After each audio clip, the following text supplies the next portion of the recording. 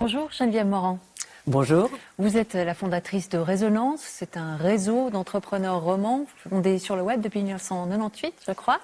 Et vous avez publié récemment ce livre, Coworking, réenchanter le travail. C'est paru aux éditions Jouvence.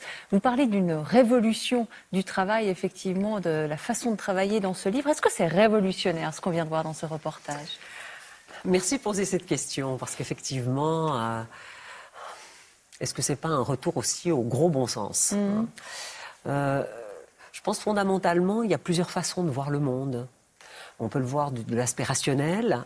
Aujourd'hui, on parle beaucoup plus systémique. On voit les liens entre les gens, que tout est relié. On peut le voir aussi de façon symbolique. Ou on peut le voir de façon plus opératoire. Et je crois on est les champions de la rationalité. Mais aujourd'hui, on est obligé d'adopter d'autres lunettes. Et on ne peut que s'enrichir en adoptant ces autres lunettes. Et ça nous permet de voir d'autres choses, d'autres potentialités des entreprises et des personnes. C'est intéressant que vous parliez de bon sens parce que justement, je me disais, bon là, on a vu dans le reportage des exemples d'holacratie, une marque déposée. On parle aussi d'entreprises agiles, entreprises libérées.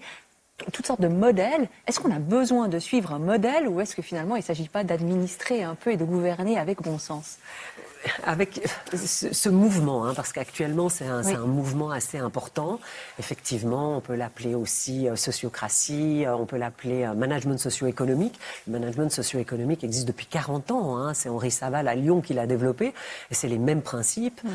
Ce qu'il faut voir, c'est que, en fait, il s'agit de fluidifier. De fluidifier ce qui se passe dans l'entreprise. Saval, pour ça, est très rationnel, même s'il essaye de fluidifier tout ce qui se passe dans l'entreprise. Et lui, il parle des 2500 dysfonctionnements d'une entreprise. C'est beaucoup. Comment on peut... C'est beaucoup, mais c'est quelqu'un de très méticuleux, donc il a vraiment pris 40 ans pour étudier ça sous toutes les coutures. Et on s'aperçoit finalement que chaque entreprise est assise sur un tas d'or, c'est-à-dire qui correspond, et ça, il y a peu de gens qui le savent, donc ça fait plaisir de le partager ce soir, entre 25 à 50% de leurs frais généraux, en supprimant tout ça. Alors après, effectivement, ce que vous dites est tout à fait juste, et ce qu'il faut, du jour au lendemain, changer le système, c'est très dangereux. Il faut vraiment laisser les gens s'approprier.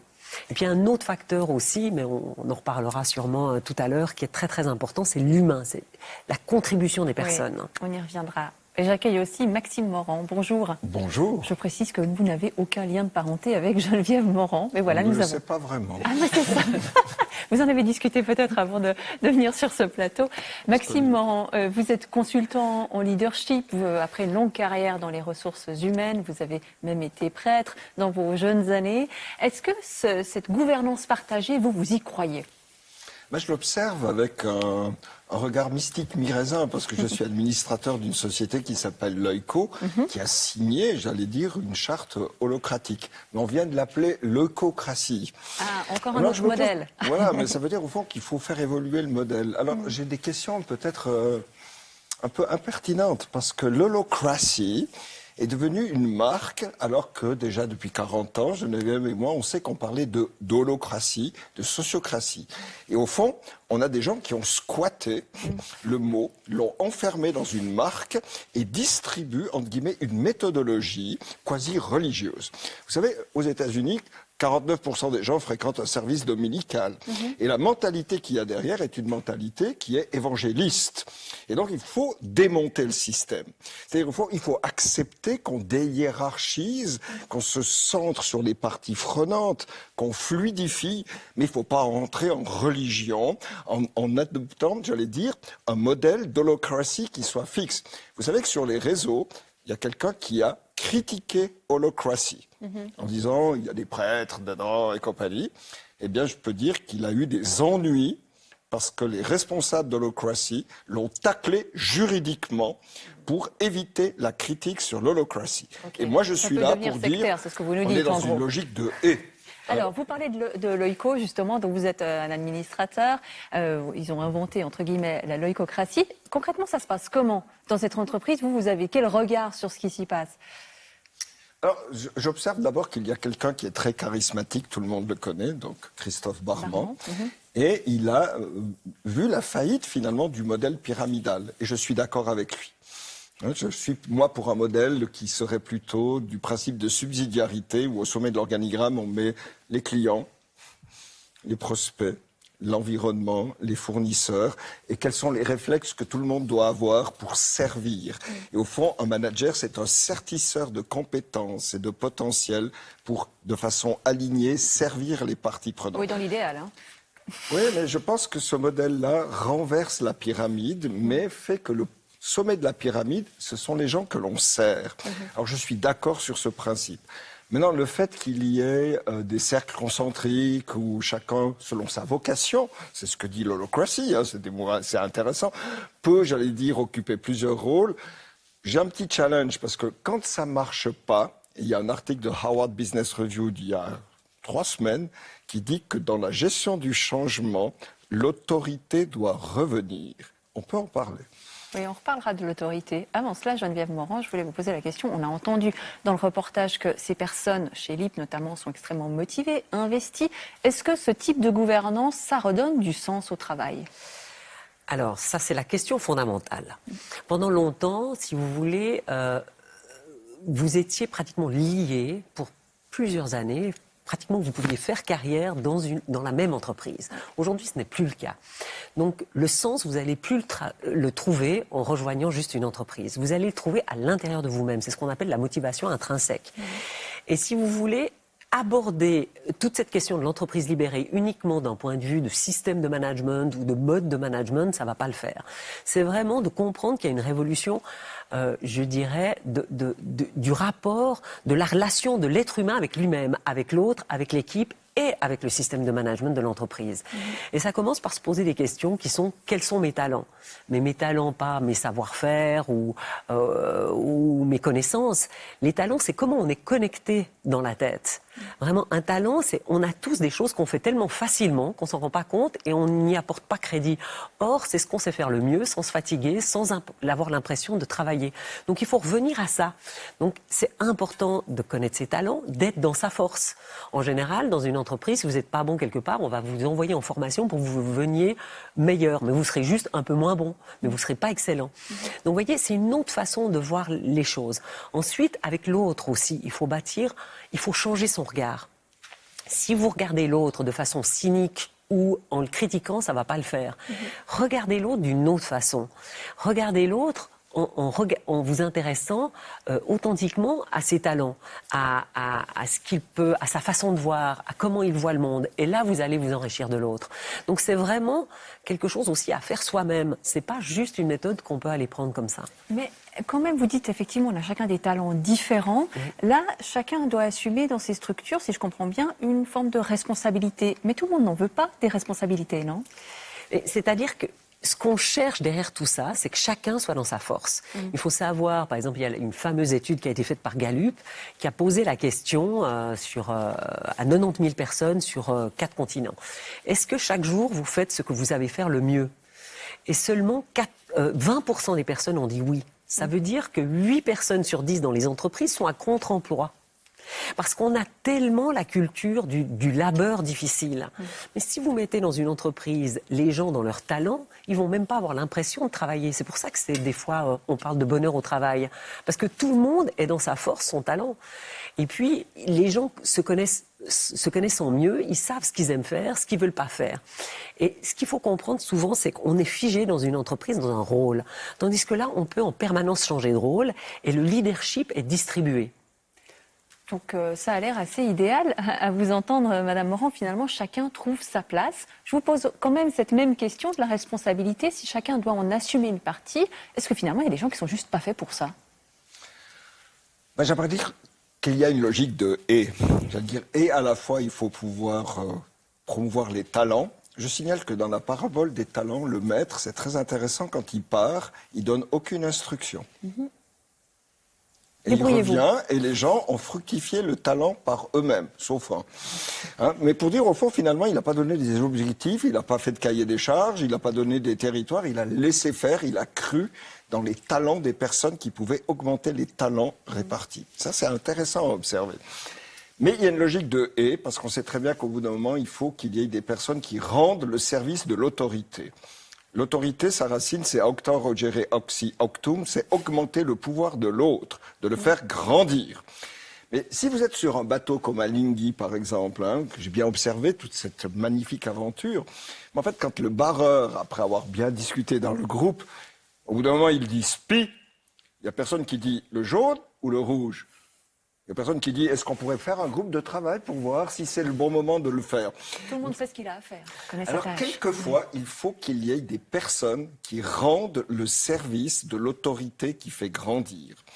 C'est pas une autorité de dominance, mais c'est une autorité de service. Maintenant, on a bien discuté, les choses elles sont là, mais maintenant, il faut aller dans cette direction, il est nécessaire ainsi. Et il y a une vraie logique de et je trouve que l'holocratie n'est pas une logique de et. C'est souvent une logique trop, j'allais dire, holos. Hein, le tout est dans le tout et vice-versa. C'est aussi nos générations, en parenthèse. Mais que de temps en temps, j'allais dire, il y a des personnes responsables qui ont du poids. Hein, c'est la racine du mot responsable, c'est avoir du poids, comme un plot a du poids. Quand on fait une bûche dessus, ça répond. Et donc, il y a ce besoin de travailler sur cette logique de « et ». C'est là où moi je challenge ce modèle-là.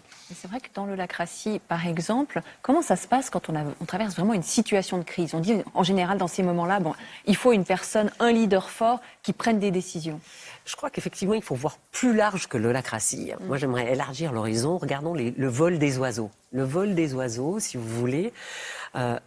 vous avez, ils sont en pointe, en formation de pointe, mais si vous voulez, il n'y a pas un leader qui reste tout le temps devant, parce que sinon il serait complètement épuisé. C'est épuisant d'être toujours le premier qui sait tout, qui va, etc. Donc si vous voulez, simplement, il est en permanence remplacé, c'est-à-dire c'est un leadership distribué, tournant. On est tellement imprégné de la rationalité où on sort d'un monde où on pouvait tout prévoir. On pouvait faire, certains l'ont fait, des plans quinquennaux.